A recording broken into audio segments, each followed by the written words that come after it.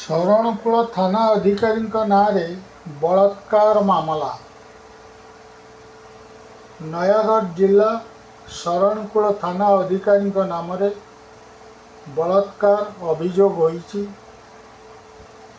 ଏଭଳି ସଙ୍ଗୀନ ଅଭିଯୋଗ ଆଣିଛନ୍ତି ଥାନାକୁ ଜମି ବିବାଦ ନେଇ ଆସିଥିବା ଜଣେ ମହିଳା। ଏହି ଏତଲାକୁ ଗ୍ରହଣ କରି ପୁଲିସ ସମ୍ପୃକ୍ତ ଥାନାଧିକାରୀ ସୁଜିତ କୁମାର ଦାସଙ୍କ ବିରୁଦ୍ଧରେ ମାମଲା ରୁଜୁ କରିଛନ୍ତି। ଏହି ଘଟଣାକୁ ଅତ୍ୟନ୍ତ ଗୁରୁତ୍ୱର ସହ ଗ୍ରହଣ କରିଛି ଓଡ଼ିଶା ପୋଲିସ। ଏପରିକି ମହିଳା ଓ ଶିଶୁ ଅପରାଧ ନିରାକରଣ ଶାଖା ଦ୍ୱାରା ଏହି ଘଟଣାର ନିରପେକ୍ଷ ତଦନ୍ତ କରାଯିବ।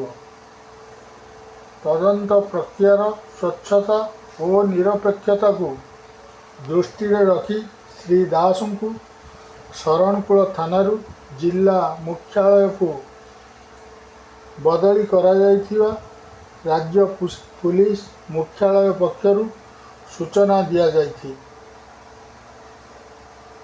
କିଛି ଦିନ ତଳେ ଶରଣକୂଳ ଥାନା ଅଞ୍ଚଳରେ ଜଣେ ମହିଳାଙ୍କ ପରିବାର ଓ ଗ୍ରାମବାସୀଙ୍କ ମଧ୍ୟରେ ବାଦ ବିବାଦ ଦେଖା ଦେଇଥିଲା।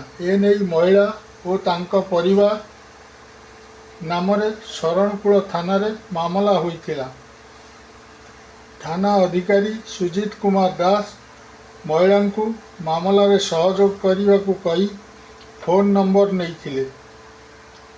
ପରେ ଥାନା ଅଧିକାରୀ ଫୋନରେ ଭିଡ଼ିଓ କଲ୍, ଅଶ୍ଳୀଳ ମେସେଜ, ଫଟୋ ଏବଂ ଅଶ୍ଳୀଳ କଥା କହିଥିବା ମହିଳା ଏତଲାରେ ଅଭିଯୋଗ କରିଛନ୍ତି। ଏପରିକି ଥାନା ଅଧିକାରୀ ତାଙ୍କ ଭଡ଼ା ଘରକୁ ନେଇ ବଳାତ୍କାର କରିଥିବା ମହିଳା ଅଭିଯୋଗ କରିଛନ୍ତି। ଏନେଇ ସମ୍ପୃକ୍ତ ମହିଳା ନୟାଗଡ଼ ଏସ୍ପିଙ୍କ ଦ୍ୱାରସ୍ଥ ହେବା ସହ ଅତିରିକ୍ତ ଏସ୍ପିଙ୍କ ନିକଟରେ ଅଭିଯୋଗ କରିଛନ୍ତି। ଘଟଣାର ତଦନ୍ତ ହେବା ପରେ ଦୋଷୀ ବିରୁଦ୍ଧରେ କାର୍ଯ୍ୟାନୁଷ୍ଠାନ ଗ୍ରହଣ କରାଯିବ ବୋଲି ନୟାଗଡ଼ ଏସ୍ପି ଶୁଭେନ୍ଦୁ ପାତ୍ର କହିଛନ୍ତି। ତେବେ ଏନେଇ ଆଇଆଇସି ଶ୍ରୀ ଦାସ କହିଛନ୍ତି ଯେ ତାଙ୍କ ବିରୁଦ୍ଧରେ ଆସିଥିବା ଅଭିଯୋଗ ସମ୍ପୂର୍ଣ୍ଣ ମିଥ୍ୟା, କପୋଳକଳ୍ପିତ ଓ ଉଦ୍ଦେଶ୍ୟ ପ୍ରଣୋଦିତ।